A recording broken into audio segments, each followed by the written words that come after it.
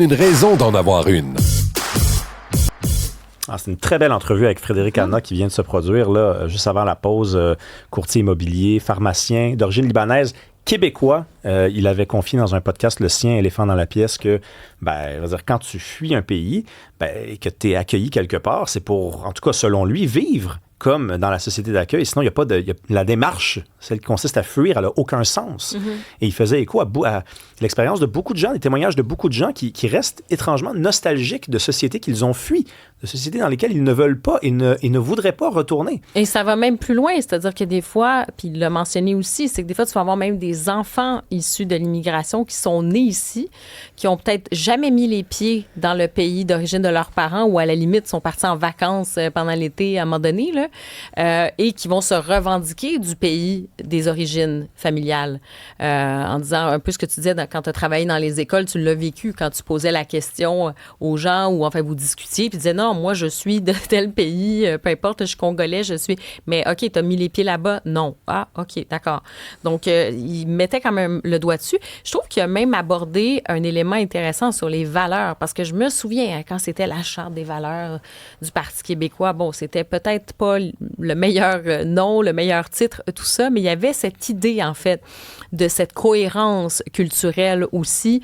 Et d'ailleurs, il y a aussi ce terme-là, de dire, espèce de quand on parle d'intégration et tout, sur l'aspect de la culture, d'embrasser un peu l'histoire, de s'approprier aussi ce pays-là dans lequel on vit, puis qu'on a décidé, ou on a décidé d'immigrer, par exemple. Fait que ça, c'est quand même très important.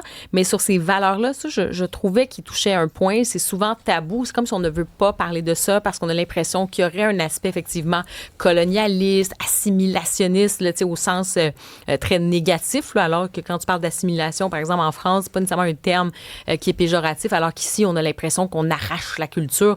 Non. Quand on parle d'intégration, d'assimilation, c'était de dire, finalement, on devient français, on devient québécois, on devient canadien, pour ce que ça veut dire exactement, là, mais en tout cas, on devient québécois. Ça, c'est quand même important. Et un autre point que j'ai trouvé intéressant, puis moi, je pourrais t'en parler aussi. Moi, je suis, comme on dit... je suis issue de deux cultures. Donc, tu sais, j'ai un père qui était immigré, une mère qui est née au Québec, qui est québécoise.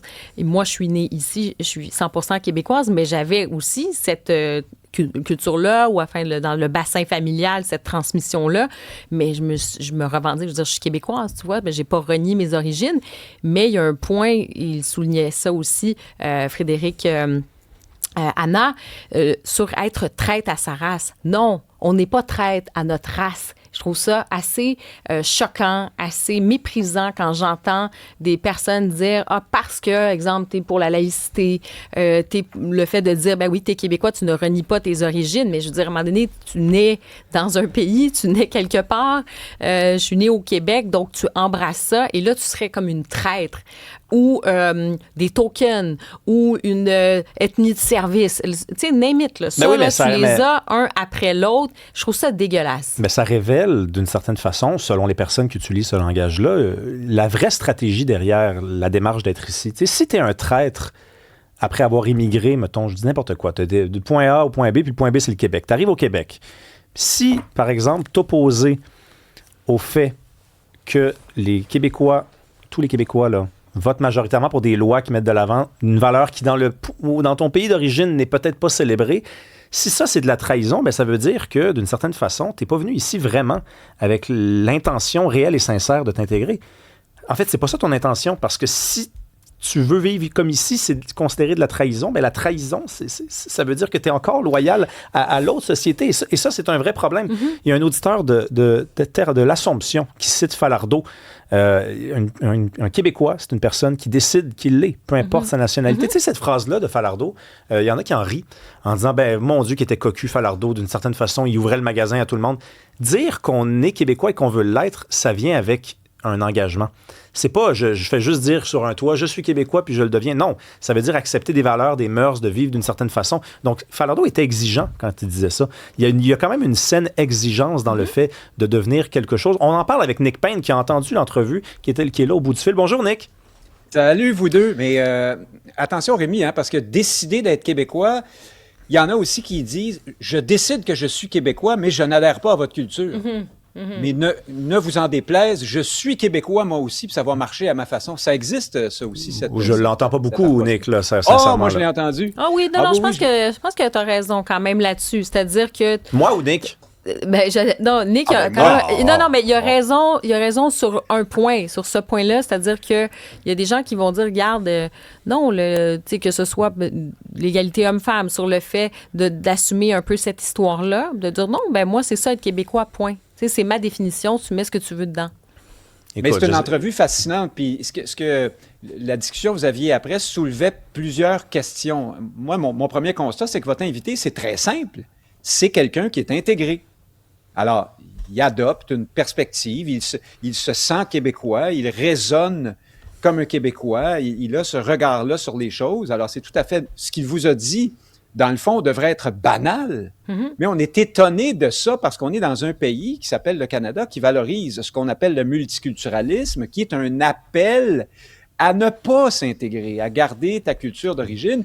Le Canada a ce luxe-là parce qu'il se dit que de toute façon, le rouleau compresseur anglo-américain est tellement fort que les gens, même s'ils conservent certaines pratiques religieuses, des coutumes, des vêtements, vont finir quand même par parler anglais, puis regarder Jimmy Fallon le soir et à la télé, puis vont finalement devenir un peu comme tout le monde. Le Québec n'a pas cette latitude-là, parce qu'ici, on est une culture, d'abord, moins nombreuse, mais aussi parce que, justement, et c'est la question que votre discussion posait, le Québec intègre mal parce qu'il y a ici une concurrence identitaire. Il y a une confusion identitaire. C'est pas si simple que ça pour l'immigrant de s'identifier facilement à l'une d'entre elles. Et très souvent, il va pencher du côté plus canadien-anglais.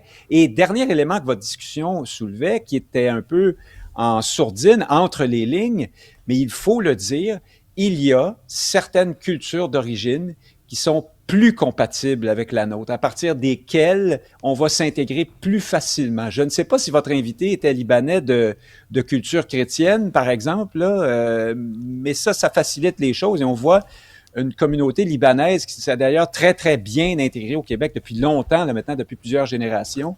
Moi, je pense que c'est notamment à cause de ça, parce qu'il y a une proximité de départ sur un certain nombre de valeurs. Je sais que ce que je dis là est épouvantable aux oreilles de certains, là, petits curés de la bien-pensance inclusive, mais c'est juste le gros bon sens. Il y a des compatibilités plus fortes et d'autres qui sont moins fortes.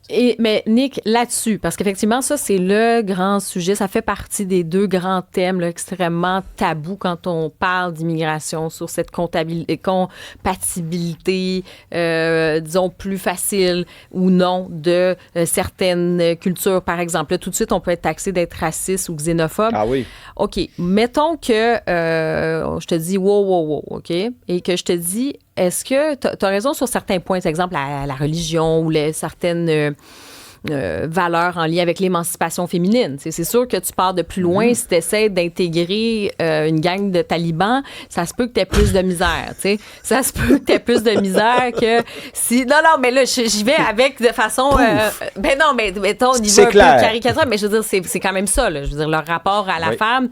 Puis si tu essaies de jaser avec des mots-là, ça se peut que ce soit aussi très compliqué par rapport à leur vision de la femme et de la religion. Donc, le rapport à la religion. Ensuite, c'est ça. Mais ensuite, est-ce qu'on peut dire que c'est aussi une question de nombre? Peut-être que tu peux être complètement éloigné puis que effectivement c'est très, très différent sur la langue, la religion, la culture, tout ça, mais que si tu as 10 personnes, ben oui, de 10 personnes et que tu as la culture, le bassin d'accueil, la culture d'origine, ces personnes-là vont s'intégrer. Mais si tu en intègres s'il y a 1 million de personnes avec cette idée-là, avec ces valeurs-là, donc c'est peut-être plus une question de nombre aussi que de compatibilité culturelle, peut-être. Je lance Ben, ça, c'est là, tous Nick. ces éléments-là. Il y a OK, le fait les qu'au deux. départ, le Québec a de la difficulté à intégrer parce qu'il est minorisé. Il n'est pas titulaire complètement de la culture de référence sur son territoire. Il y a les compatibilités, si tu veux, civilisationnelles ou culturelles. Puis il y a bien sûr le nombre. Dans le récent rapport du commissaire à la langue française, on nous rappelait que sur 20 ans, en 2004, un étudiant à l'école montréalaise avait 67% de chances d'entrer en contact avec des Québécois de troisième génération ou plus. Autrement dit, on va les appeler de souche pour faire simple.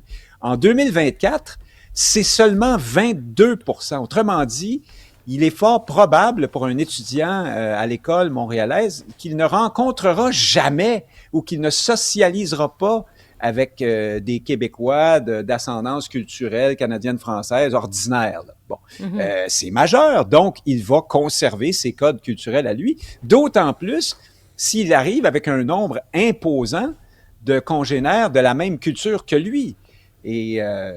Et là, tu arrives avec les incompatibilités dont on parlait tout à l'heure qui vont ressortir et celles aussi du rapport à la religion. C'est-à-dire, on est une société ici qui considère que la religion va dans la sphère privée, qu'elle ne doit pas être mélangée avec le pouvoir politique. Et puis, toi, tu arrives d'un pays où c'est exactement l'inverse. C'est-à-dire que la religion est un code légal, juridique, selon lequel tout le monde doit vivre et qui domine les lois humaines, entre guillemets. Alors là, Non, il faut être réaliste à un moment donné, il faut être réaliste. Là. C'est-à-dire que là, des fois, j'ai l'impression qu'on fait de la pédagogie, là, puis c'est le nombre. C'est sûr que c'est important, c'est sûr que de prendre des gens compatibles, ça va mieux que de prendre des gens qui sont incompatibles. C'est quand même incroyable qu'il faille le répéter. Mais on va le faire quand même, on va le répéter quand même. Merci Nick Payne, on se retrouve demain.